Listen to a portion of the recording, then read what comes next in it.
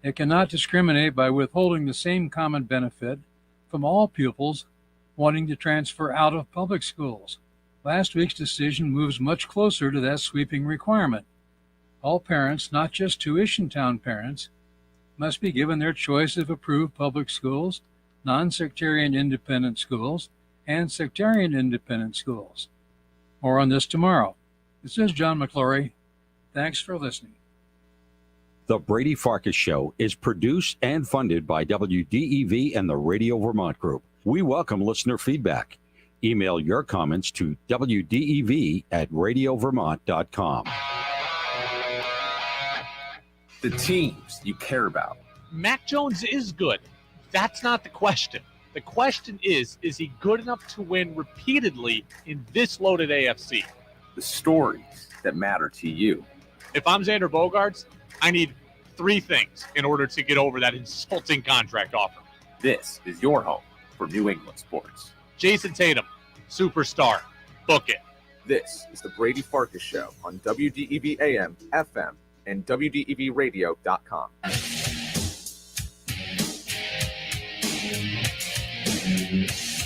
What's up, everybody? Brady Farkas Show on a Wednesday right here on WDEV AM and FM and WDEVradio.com. Short show again today. We're up until 6:07, and then the Red Sox look to salvage the series with the Blue Jays after that tough loss last night.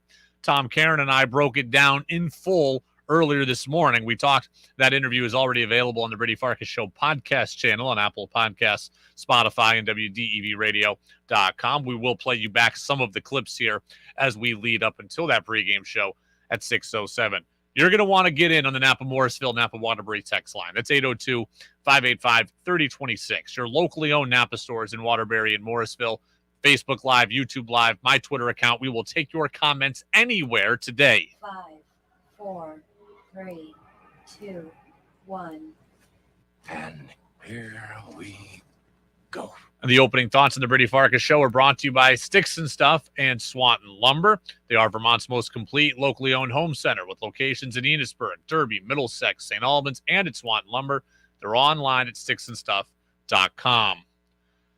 That game last night, Red Sox lose to the Blue Jays 6-5, walk-off single off Hansel Robles. That game last night was the most uncomfortable loss of the Red Sox season. That is the word that I heard attached to that game last night, and that is the right word for it. It was uncomfortable. The most uncomfortable loss of the season. It wasn't necessarily the worst loss. It wasn't necessarily the most crushing loss. It wasn't necessarily the most embarrassing loss, but it was the most uncomfortable loss. The Red Sox would have been better served yesterday losing 8-0 than losing like they did last night, because by last night blowing a lead in the 9th inning and losing 6-5 and not getting an out even in the 9th inning, whether unvaccinated closer Tanner Houck sits at home and watches from the couch, that game, that loss in that manner led to all the questions and all the rhetoric that Alex Cora and company have been trying to avoid. Does something like this, change your frustration on the vaccination thing? No. Having to manage a game totally different? No. At the least, the status, the status of Houck is what it is. But is that a situation where you felt his absence? Is that safe to say? I mean, we go with the 26 that are here, and we try to get 27 outs, and we didn't do it. Cora says that last night doesn't change how he feels about the vaccination conversation. And maybe it very well doesn't. But last night created an uncomfortable situation for everyone that didn't have to happen. Because guys are going to be asked about Houck. Cora will be asked about Houck. Bloom will be asked about Houck. Houck is going to be asked about Houck. And a team that has nothing but good vibes for the last month and a half now has this situation on their hands once again. And that is an annoyance that this team does not need at this part of the season. The Red Sox would have been better served losing 8-0 last night than losing in the manner they did. Because the Tanner Houck thing, the Jarren Duran thing, and yesterday it was the Houck thing, but it's both of them, the Chris Sale thing, the Cutter Crawford thing, the vaccine thing is something that you don't want to have matter. You don't want to have mean something. And last night, it meant something. And that right there is a problem that the Red Sox wish they didn't have, and they wish they didn't have to deal with. I am asking all of you today, 802-585-3026, how do you feel today? Red Sox fans, how do you feel today about all this? Did anything that happened last night change your mind in any way about anything? If you had been someone giving Duran and Houck a free pass, did last night change your mind? If you are someone that has been a Houck supporter, do you now want him shipped out of town? Did anything that happened last night change your opinion? I want to know. 802-585-3026. I will speak to you from my perspective while I wait for the text to come in. For me, what happened last night begrudgingly does not change my opinion. I told you this a few weeks ago. I wish Duran and Houck would be vaccinated. I'm surprised they're not vaccinated. But I am not judging them for not being vaccinated. Last night didn't change that because at the end of the day, it's still a series in June. You're still in a playoff position. You still have a zillion games left against the American League East, as do the Blue Jays. So you have chances to make up ground. They have chances to falter. They needed this series more than you. So last night did not change that opinion. Begrudgingly. Okay? Begrudgingly, I continue to say I'm not judging Houck and Duran. But I will say that what last night did do for me is it does now give me major reservations about what happens later in the season. As the season draws to a close, I think that somebody has to get in the ear of Houck, has to get in the ear of Duran, of Crawford, of Sale. Someone has to get in their ear and try to convince them. And maybe that's a private doctor. Maybe that's a teammate. Maybe that is a family member. Someone, I think, has to try to reach these guys because the Red Sox season ultimately could go down the tubes because of this issue. Somebody, I think, has to get to these guys. Somebody has to get through to them. Right now, June 28th, I don't think last night was as big a deal as people in a vacuum are making it out to be. But this issue, when it rears its head again, either at the end of the regular season in September when the Red Sox go to Toronto, or potentially in the playoffs, then it will be a huge deal. I believe somebody has got to get to these guys, and Tom Caron and I spoke about that earlier today. There is nothing the Red Sox can do. Major League Baseball Players Association collectively bargained this. You cannot ask or demand or even suggest that a player get vaccinated against his wishes and his will. What you would assume is there's got to be some guys in that clubhouse who aren't happy that they didn't have their best players available last night.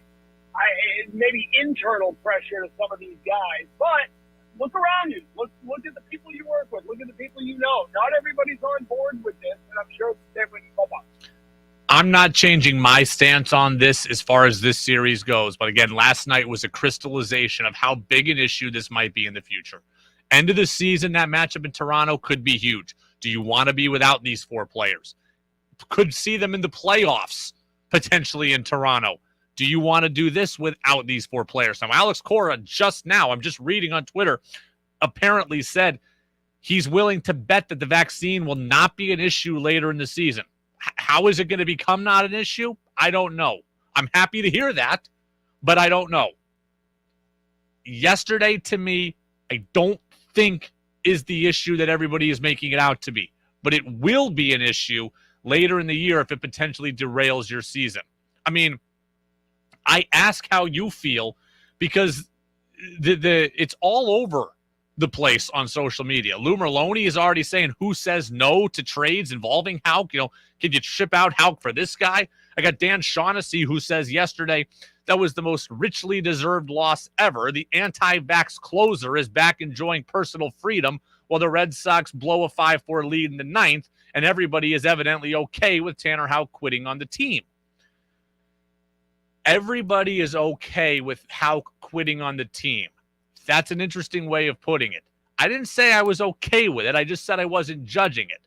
But to say that everyone feels like I do and is kind of a little bit more reserved about it, I don't think that's fair either. I asked Tom Caron about what he thought about specifically that Dan Shaughnessy comment, and here's what he said.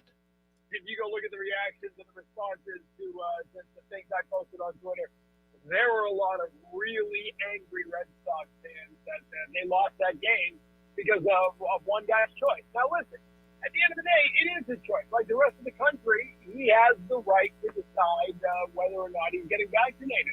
That's our liberties.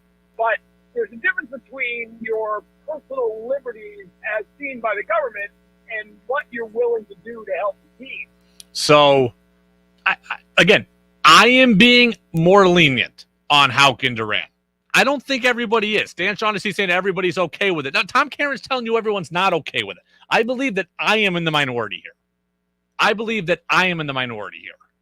And a lot of things can be true all at the same time. Tanner Houck has his choice. We have to respect his choice. It's his personal choice. He does not have to get vaccinated. So that's true. Yes, he has the right to not get vaccinated. Him not being vaccinated hurt the team yesterday. That is true also. Both those things can be true. I'm not judging him. I don't think last night is the killer of the season. I think the Blue Jays needed this series more than the Red Sox did. But what last night did for me was prove that at the end of the year, this is something that's going to need to be dealt with. I will not be able to sit here and say I'm not judging it in September. I'm telling you now in advance, 3 months from now, if they're not vaccinated, I will be judging them. Right now, I'm not. But for Dan Shaughnessy to say everybody's not, that's not true either. A bunch of people here. 802-585-3026. Phil, how can Houck look at his teammates in the eye? We're going to get to that. Peter in Williston. In our estimation, this is on MLB Commissioner Rob Manfred for not moving the Blue Jays out of Canada because of the insane mandates, period. What other city are they prevented from playing in? Even harsh New York City lifted the Kyrie Irving ban finally. I'm not going to go that far. Number one, the commissioner doesn't have the right to move out a team from a city, right? That the commissioner works for the owners. So the owners would have to approve it. And maybe the owners would approve it because they don't want their teams impacted. But at the end of the day, baseball's supposed to be for what? The fans. It's supposed to be. We know it's about money. We know it's a business. But the fans are supposed to benefit from the sport. And having the Blue Jays not playing in Canada for 2.5 of 3 years is not benefiting the fans. So I have no problem with the Blue Jays playing in Canada. I am not a politician. I am not a government studier. If it's look, I don't like the mandate. Fine. But that doesn't mean that, I don't have the power to change it. You play by the rules that are in front of you. The NBA did it. Guys couldn't play against Toronto. The NHL did it. Couldn't play against Vancouver or Calgary or Winnipeg or Montreal or Toronto, whatever. So other sports have dealt with this, and they have found a way to deal with it. So baseball's got to deal with this too. I'm sorry. That I'm not going to go as far as saying. We don't have to like the rule, but the rule is the rule. And I want the Blue Jays fans to be able to see their team. They didn't see him in 2020. They were stuck in Buffalo. They didn't see him last year most of the year because they were playing between Dunedin and Buffalo. And now I'm glad they get to see their team. Dan from Waterbury. Listen, everyone's going to point at Houck, say this falls on his shoulders. But the bottom line is he wasn't there. Cora knew he wouldn't be there, so we had to get creative. However, asking Tyler Danish to get a 9-out save and then bringing in Robles was not smart. Danish gets hit hard, and Cora's hesitancy to bring in a high-leverage lefty against the right-handed heavy lineup of Toronto, as well as the fact to use everyone else too early, is what lost the game. Bottom line, one loss won't kill them, but this one is on Cora. That's an interesting perspective because Cora gets universally praised always for how he handles a pitching staff.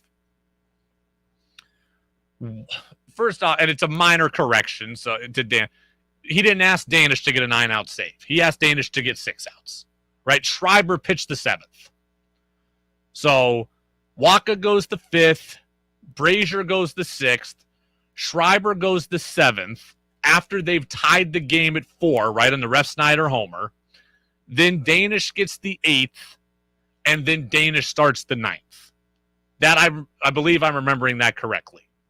And then they go to Robles. So if you want to say that they went to Schreiber too early, then you can say that. That's fine if you want to. I think Robles should be able to get 3 outs. Now, so I think Robles could have started the 9th and had a chance at it. Maybe they bring in Strom. But again, I wouldn't have brought in Strom against all those righties either. So Dan says, my bad on the Danish stat. Cora is a great manager, just a bad game. All right. The question from Phil. How can Houck look at his teammates? How do you think Houck feels today? How do you think Tanner Houck feels today? I'm going to answer that. That's next on DEV. WDEV at 90 is brought to you in part by New England Municipal Resource Center, NEMRIC, with a belief that local businesses like WDEV build strong communities. WDEV at 90 is underwritten by Northfield Savings Bank. They're the bank of you and everything you do at nsbvt.com. Member FDIC, equal housing lender. Celebrating 90 years. WDEV. Diabetes, high blood pressure, anxiety meds, everyone's on them. If you're a 50-year-old male, maybe a bit beefy, or even with type 2 diabetes, $1 million of term insurance may only cost you about $200 a month. Affordable term life insurance is out there. Call Term Provider and speak with Big Lou at 800-481-1458, 800-481-1458, or visit biglou.com. Remember, Big Lou's like you. He's on meds too. In times of fear, World Vision is there for the most vulnerable.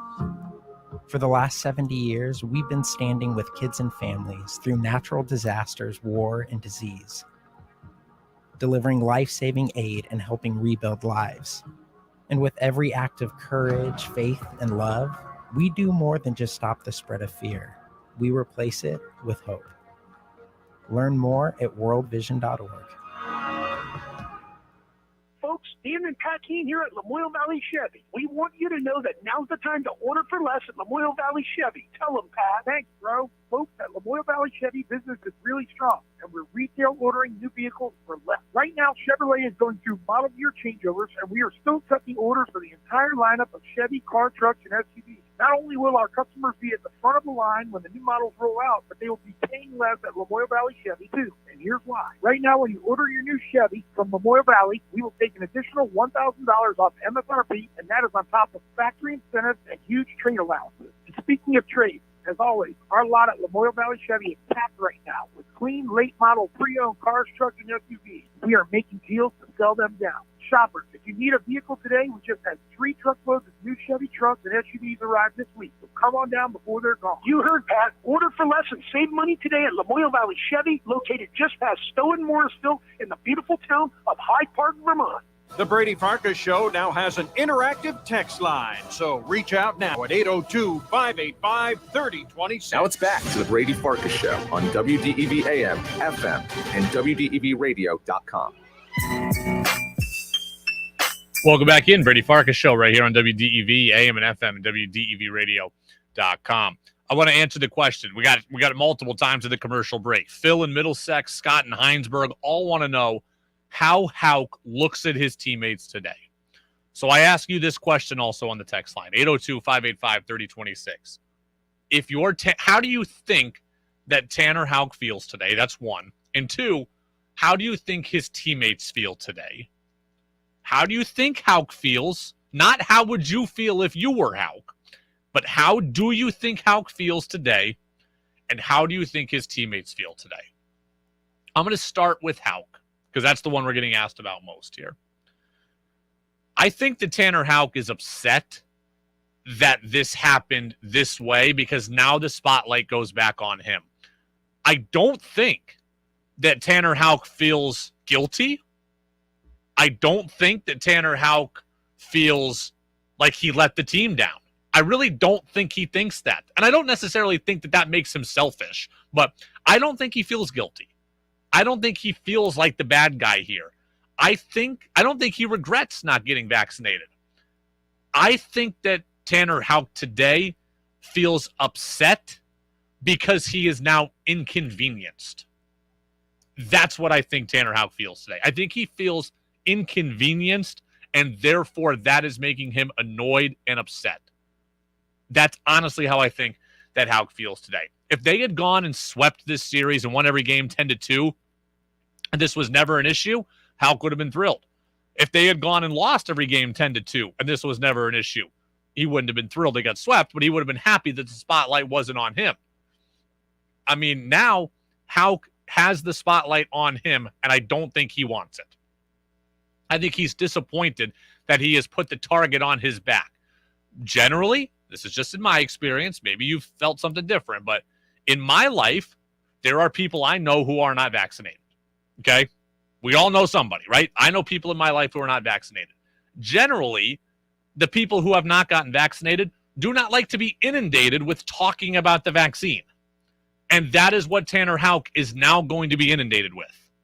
It's not going to be about baseball for a couple of days. It's going to be about COVID. It's going to be about the shots. It's going to be about what happens in September, what happens in the playoffs. Why won't you get it? What would cause you to change your mind? Who advised you not to? Why do you believe what you believe? Tanner Houck today, I believe, feels inconvenienced. I do not believe that he feels guilty. I do not believe that he feels regretful. I think he feels annoyed because this story is now in the spotlight again, and it's something he would rather not be in the spotlight. Text on the text line. I'm sure Houck feels like he's forced into a corner. I don't think he feels that way right now. I don't think he feels that way right now. If he felt forced into a corner, he would have gotten vaccinated in spring training, before the first Toronto trip, before this trip. I don't believe he feels forced into a corner. He may feel forced into a corner come September of the playoffs. If we get to the middle of August or the first week of September and the Blue Jays and Red Sox are separated by one game, that's where he'll feel forced into a corner. But if we get there and the Red Sox are up or down 8 games on Toronto, I don't think he's going to feel that way. So he'll feel forced into a corner if the standings dictate it. That's what I think. So I don't think he feels forced into a corner. Let's see. And how would I... Here is the thing that continues to kind of flummox me about this. I think that Houck should feel nervous right now. I think he feels, like I just told you, I think he feels annoyed, but I think that Houck should feel nervous right now about his future role. If I were Houck, I'd be feeling nervous. It's exactly what I told you last week would be my fear. Tanner Houck could have come to this series, right? Shut down 2 games, solidified his spot at the back end of the bullpen. And all questions would have been answered. But now he doesn't come, and now we have more questions. And that, to me, would have me feel unsettled if I were Tanner Houck, okay? Because Alex Cora said today, Garrett Whitlock, when he comes back, he very well may go to the bullpen. If Garrett Whitlock comes back and goes to the bullpen, how do you know that he's not the guy inserted at the end of the games and that he doesn't become the primary closer? Everybody loves Whitlock in high leverage roles. Everybody loves Whitlock at the end of the game. If Tanner Houck had come here and pitched against this lineup and gotten a save or 2, then Tanner Houck could have solidified that role. But now we've got this tug of war going on between Houck and Whitlock, who's coming back. And Tanner Houck not being vaccinated, I can support his choice. Tanner Houck not being vaccinated cost him his starting rotation spot to Garrett Whitlock earlier in the year. And now, if they want to put Whitlock back in the pen, it very well may cost Tanner Houck his closer spot too. So I'd be feeling nervous about my future role if I was Tanner Houck. I had a chance to come here against a great lineup, against a division rival in high-pressure situations. I had a chance to solidify my spot at the back end of the bullpen, and now It's all up in the air again. Whitlock's going to come back, and he might get that spot. So that's how I would be feeling. Charlie says, no guarantee they would win with these guys on any given night, so who really knows? So Peter says, I guess it all boils down to whether or not Bloom and Cora want to trade Houck to a National League team that won't play at Toronto. I wouldn't trade Houck. I said it yesterday. I would not trade Houck. I have to imagine, and again, I'm no governmentician here, I got to imagine this rule ends at some point by next season, right? It would have to. So if I got Tanner Houck for 5 years of team control and this is only an issue for 1, well, then great. Or if Tanner Houck gets vaccinated to be able to account for the playoffs, then he'd be good for next year and it won't be an issue. Cora says, I'd be willing to bet that things look different at the end of the year. Okay. He's saying that. I mean, he's got obviously better intel than I do. And then finally, how do you think Tanner Houck's teammates feel today?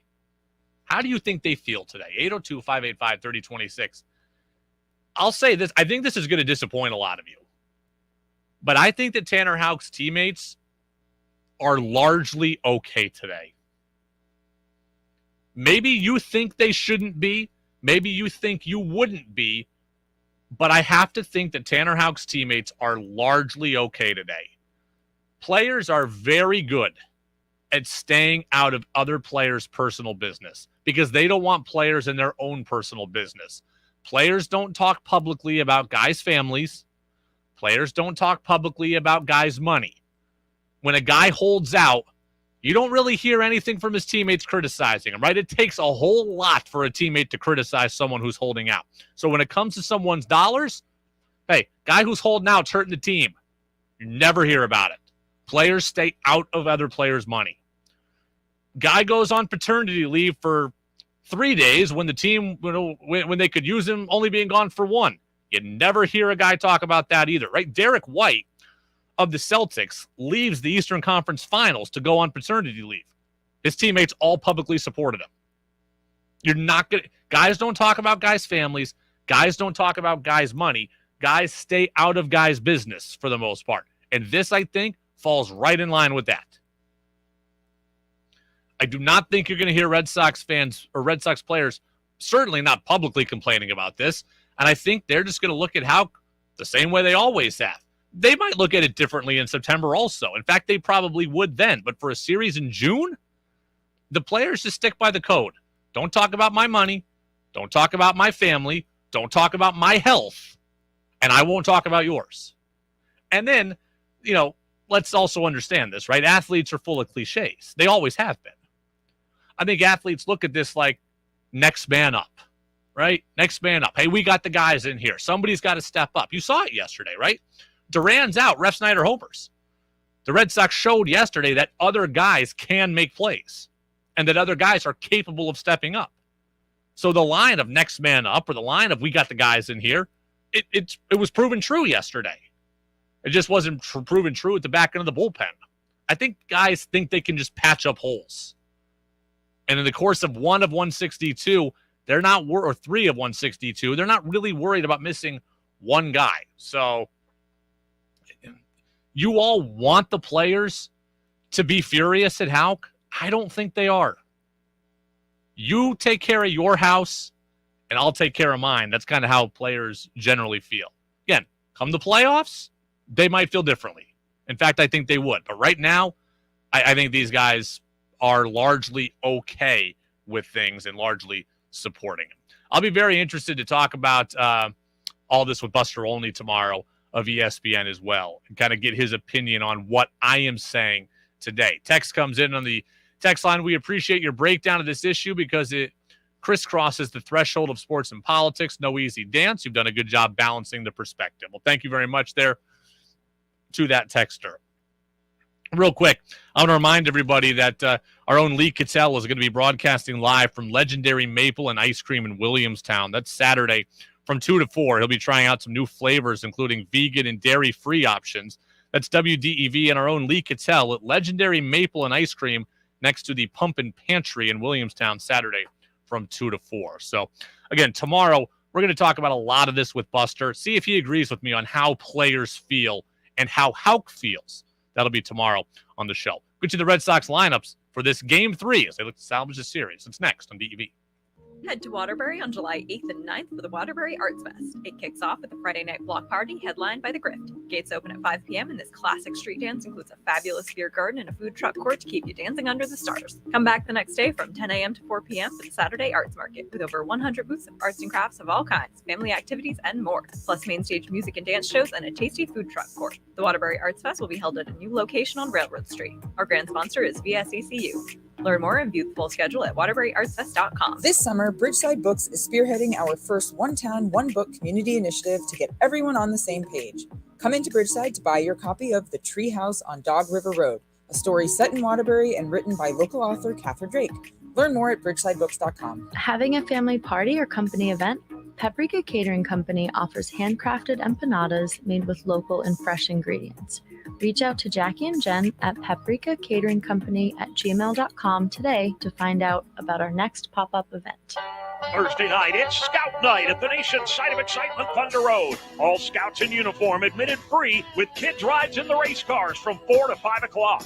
Catch a full card of championship events for the late models, Flying Tigers, Street Stocks, and Road Warriors. Adult admission $15, kids 12 and under $5, and the family fair. 2 adults, 2 kids, just $30. Kids 5 and under free at the nation's site of excitement, Thunder Road, Quarry Hill, Barry. Post time 7 o'clock. How well does your garden grow? Tune in Saturdays at 12:30 for In the Garden with Peter Burke. Peter and co-host Joel Nashman give you 1 full hour of the latest news, helpful tips, and your calls to talk about what's happening in your garden. It's brought to you in part by Menard's family-owned True Value Store, Brooklyn Street, Morrisville. In the Garden with Peter Burke, live Saturdays at 12:30. Hear the podcast anytime at WDEVradio.com. His accusers addressed the court. One told Kelly, "I literally wished I had died because of how low you made me feel." U.S. Attorney Breon Peace called the sentence appropriate. These are voices that were heard and believed, and for whom justice was finally achieved. Kelly said nothing during the hearing. There will be an appeal. 53 migrants have died in that horrific human smuggling case in Texas. And CBS's Camilo Montoya Galvez reports most have been hard to identify. These include nationals from Mexico, Honduras, and Guatemala, and the identification process has been delayed by the fact that many of these migrants did not have forms of ID and they are foreign nationals, so there has to be some sort of consultation with foreign governments. Texas is also increasing checkpoints and installing more razor wire at the border. Migrants aren't the only ones suffering in this heat, though. Police in Chesterfield, Virginia, outside Richmond, say an unidentified man shot and killed himself after discovering that he had left his 18-month-old son in a hot car. The child also died. The incident happened midday Tuesday. Police Lieutenant Christopher Hensley. This is a horrible tragedy on so many levels, and our hearts go out to the family and friends that are going to deal with this. That's CBS's Jim Kursula. This is CBS News. Facet Wealth is an SEC-registered investment advisor. They offer customized financial planning for you, not just your assets. Learn more at facetwealth.com/Jill.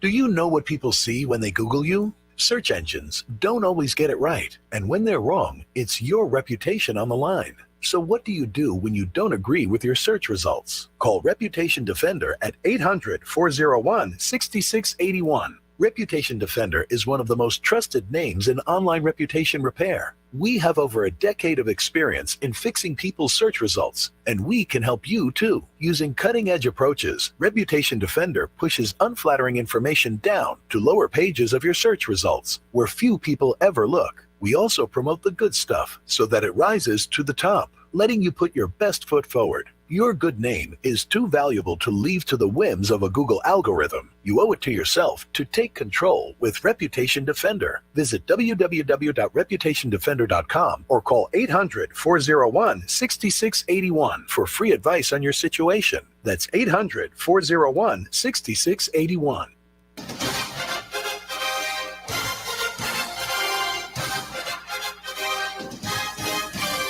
Red Sox baseball pregame show begins 3 minutes from now. Sox north of the border looking to salvage this series against Toronto, and they now trail Toronto in the standings. So you look at it now, the Red Sox are 42-33. The Jays 42-32, a half game up on your Sox. Good pitching matchup tonight. Nick Pivetta 8-5 with a 3.25 ERA. Alek Manoah 9-2 with a 2.05. He's been nearly unhittable by right-handed hitters this year. He dominated the Red Sox earlier in the season. I think it was a game the Red Sox won, though, if I'm remembering correctly, but he dominated nonetheless. Rob Refsnyder again leading off, 368, 2 homers, 9 ribbies. Rafael Devers is at third, hitting 332 with 17 home runs. JD Martinez is the DH. He's batting 318, and he's got 8 homers and 32 RBIs. Xander Bogaerts is at shortstop at 328. Alex Verdugo in left. He's got 39 ribbies of his own. Christian Vasquez is the catcher. Franchi Cordero is at first. Yolmer Sanchez is at second, and Jackie Bradley Jr. is in center. So what does that mean? It means no Trevor Story. So interesting decision here by Cora. A game you need to win. I know how good Manoah is against righties, but no Story in this lineup is interesting there. For the Jays, George Springer leads off in center, 14 homers, 35 ribbies, 7 steals, having a great year. Bo Bichette's at shortstop. Vlad Jr. is at the DH spot, hitting 271 with 18 home runs and 46 ribbies. The red-hot catcher, Alejandro Kirk, is in the cleanup spot. Lourdes Gurriel Jr. is in left. Raimel Tapia is up from the 9 spot to the 6 spot today. He's in right field. Matt Chapman is at third. Santiago Espinal is at second. And Kevin Biggio, who started to heat up a bit, he is at first base. He bats 9th. He's hitting just 209. Red Sox baseball, 60 seconds from now. Sox, again, need a win. We got a good week planned, by the way, for the rest of the week. Tomorrow's a full show. Friday is a good length show as well. Red Sox taking on the Cubs on Friday afternoon. But tomorrow, a full 90 minutes. I can't wait to have you back for a full installment. Buster Olney will stop by. An interesting story on Aaron Judge we're going to talk about as well. How realistic is it for Aaron Judge to the Red Sox? We'll ask that of Buster, too. You can go download the interview with Tom Caron by subscribing to the Brady Farkas Show podcast channel on Apple Podcasts and on Spotify, and always streaming at WDEVradio.com. That'll do it for us. We will see you tomorrow. Again, go download the podcast. Remember, you can watch our show live on Facebook Live and YouTube Live every single day. Pivetta against Manoah. Sox looking to salvage. We'll talk about it tomorrow, everybody. We'll see you about 24 hours from now on the Brady Farkas Show on DEV.